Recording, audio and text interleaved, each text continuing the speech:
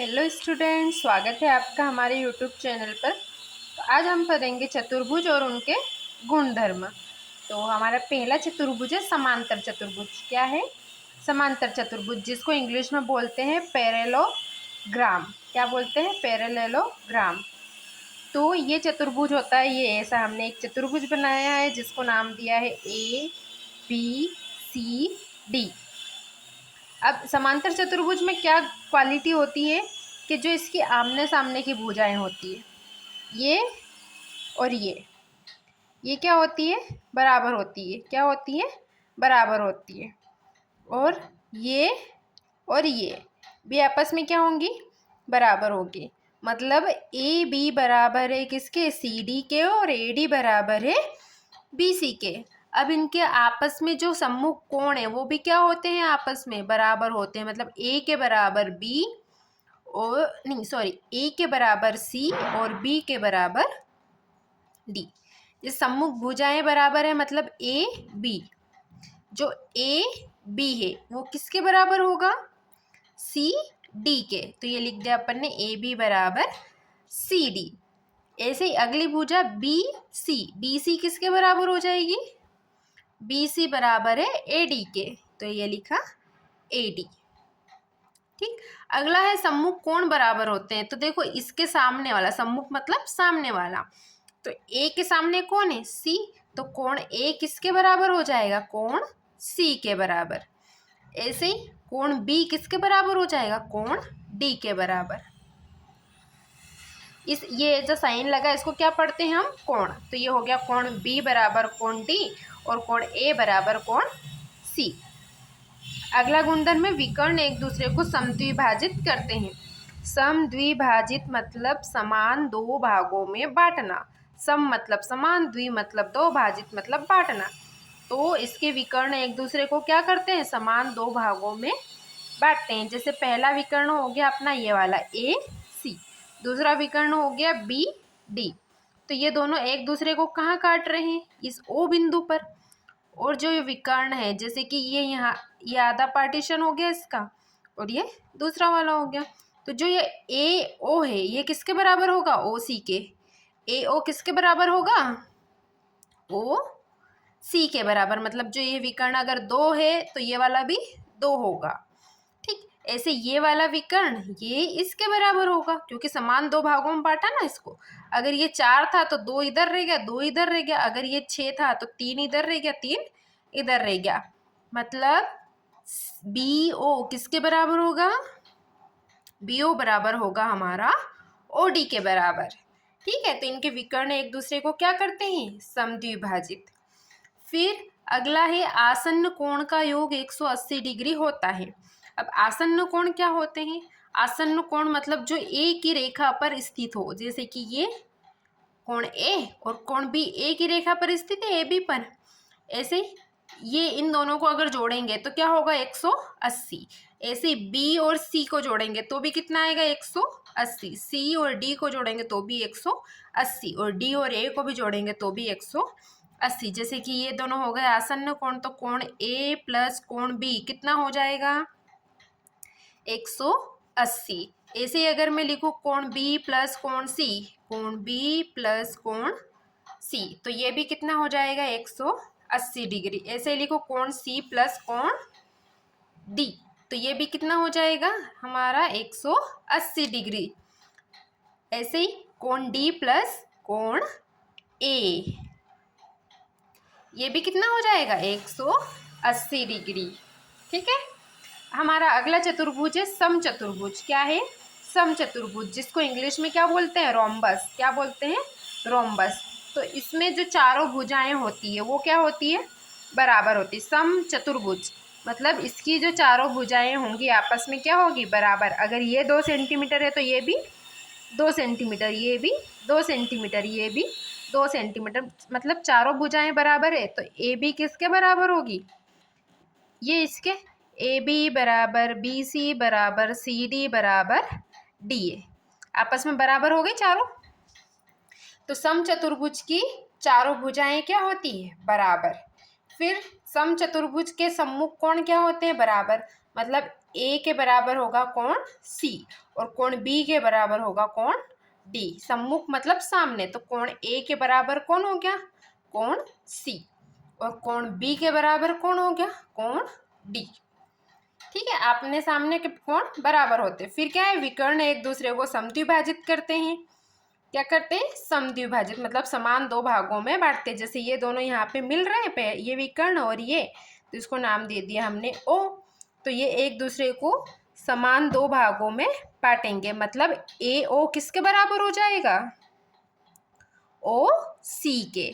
और अगर इसको इससे बांटा तो बी ओ किसके बराबर हो जाएगा, ओ डी के बराबर। मतलब ये दोनों एक दूसरे को समान दो भागों में बांटते हैं। ठीक, फिर अगला गुणधर्म है हमारा, आसन्न कोणों का योग 180 डिग्री होता है। वही जो हमने समचतुर्भुज में पढ़ा था, ये और ये इन दोनों को जोड़ेंगे तो कितना आएगा, 180। कोण बी प्लस कोण सी को जोड़ेंगे तो कितना आएगा, 180। कोण सी में कोण डी को जोड़ेंगे तो कितना आएगा, 180। कोण डी में कोण ए को जोड़ेंगे तो कितना आएगा, 180। तो इनके आसन्न कोण का मान कितना होता है, 180 डिग्री। फिर विकर्ण परस्पर लंब होते हैं। देखो ये विकर्ण है पहला और ये दूसरा, यहाँ पे काट रहे हैं, पर जब ये यहाँ पे ये विकर्ण इस पे आया तो यहाँ पे काय का कितना डिग्री का कोण बनेगा, लंब मतलब 90 डिग्री का। तो यहाँ पे कितने डिग्री का कोण बनेगा, 90। यहाँ पर भी 90, इधर भी 90 और इधर भी 90। मतलब इसमें एक क्वालिटी अलग है जो समांतर चतुर्भुज से अलग है। इसके जो विकर्ण है एक दूसरे पर क्या होते हैं, लंब। ठीक है, बाकी तो सारे सेम है। तो हम कोण बराबर होते हैं, समद्विभाजित करते हैं, आसन्न कोण 180 डिग्री के होते हैं। ठीक है, समचतुर्भुज की चारों भुजाएं बराबर होती है और इनके विकर्ण क्या होते हैं, लंब होते हैं। क्या होते हैं, लंब होते हैं।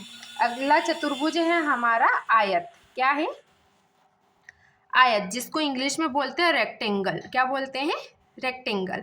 तो रेक्टेंगल में क्या होता है, आमने सामने की भुजाएं बराबर होती है। मतलब ए बी बराबर किसके होगा, ये ए बी जो है वो किसके बराबर होगा, सी डी के। और ये जो है ये किसके बराबर होगा, इसके। तो मतलब बी सी किसके बराबर है, डी ए के बराबर है ना। बी सी किसके बराबर है, डी ए के बराबर। फिर जो इनके प्रत्येक कोण होते हैं वो कितने डिग्री के होते हैं, 90 डिग्री के। समकोण होते हैं मतलब 90 डिग्री के।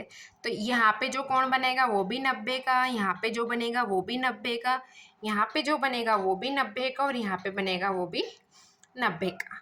ठीक, इनके विकर्ण क्या होते हैं, बराबर। मतलब अगर ये और ये हमेशा कितने होंगे, बराबर। मतलब ए सी जो है वो किसके बराबर होगा, बी डी के बराबर।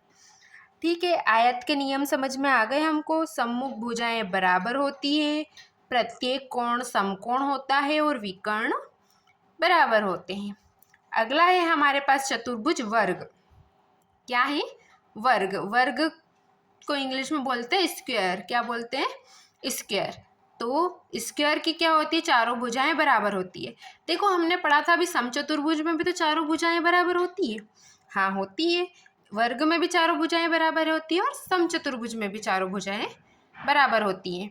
फिर प्रत्येक कोण 90 डिग्री का होता है। देखो ये कितने डिग्री का, 90। जब भी ऐसा मतलब गोल नहीं बना है, ऐसा चौकोर बना है, तो उसका मतलब है कि वो 90 डिग्री का कोण है। कितने डिग्री का है, 90 डिग्री का। ठीक है, फिर विकर्ण बराबर होते हैं, बराबर होते हैं विकर्ण, और एक दूसरे पर लंब भी होते हैं। मतलब यहाँ पे कितने डिग्री का कोण बनाएंगे, 90। यहाँ पे भी 90, यहाँ पर भी 90 और यहाँ पर भी 90। ठीक, देखो हमने पढ़ा था समचतुर्भुज और वर्ग में। अब अंतर समझते हैं, क्योंकि हम इसकी भी तो चारों भुजाएं बराबर है और समचतुर्भुज में भी तो चारों भुजाएं बराबर पढ़ेंगे हमने।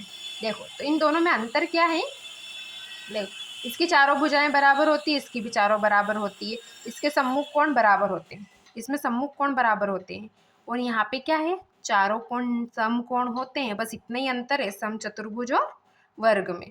इसमें सभी कोण 90 डिग्री के होते हैं और इसमें सभी कोण 90 डिग्री के नहीं होते हैं। बस आमने सामने के बराबर होंगे, वो 40-40 भी हो सकते हैं, 30-30 भी हो सकते हैं, 90-90 भी, 90-90 नहीं होंगे, 90-90 होंगे तो फिर ये वर्ग ही बन जाएगा। तो 90-90 नहीं होंगे, अगर ये 80 है तो ये 80 हो जाएगा और ये हो जाएगा 100 और ये भी 100। ठीक है, इन दोनों में इतना सा अंतर है बस, बाकी पूरा सेम होता है। फिर अगला है हमारे पास पतंग। पतंग को तो इंग्लिश में सबको पता है क्या बोलते हैं, काइट। तो ये बनाया हमने पतंग का चित्र। इसमें होती है आसन्न भुजाएं बराबर होती है। आसन्न मतलब जो ये इसके जुड़ी हुई है ना, जैसे AD और AB, ये क्या है, आसन्न भुजाएं। तो ये क्या होगी, बराबर होगी। मतलब जो AB है वो किसके बराबर है, AD के बराबर। इसमें आसन्न भुजाएं क्या होती है, बराबर। ठीक, अगला है विकर्ण एक दूसरे पर लंब होते हैं। जैसे पहला विकर्ण मैंने यहाँ खींचा और अगला विकर्ण ये, तो ये एक दूसरे पर क्या होते हैं, लंब। मतलब यहाँ पे 90 डिग्री का एंगल बन रहा है। कितने डिग्री का, 90 डिग्री का। तो इसका विकर्ण एक दूसरे पर क्या होते हैं, लंब। फिर विकर्ण, एक विकर्ण दूसरे विकर्ण को समद्विभाजित भी करता है। मतलब जो ये वाला विकर्ण है, ये वाला इसको कितने भागों में बांटता है, 2 बराबर भागों में। ये वाला बटेगा खाली 2 बराबर भागों में ना। देखो ये दिख भी रहा है, ये तो नहीं है, ये तो इधर बड़ा है इधर छोटा है। तो मतलब ये वाला विकर्ण जो है इस वाले विकर्ण को 2 बराबर भागों में बांट रहा है।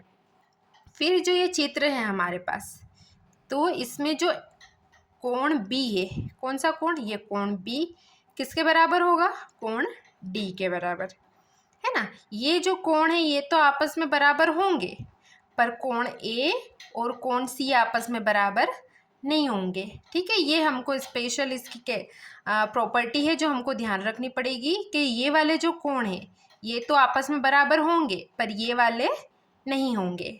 ठीक है, ओके, धन्यवाद। नेक्स्ट वीडियो में हम मिलेंगे प्रश्नावली 3.1 के साथ। Thank you.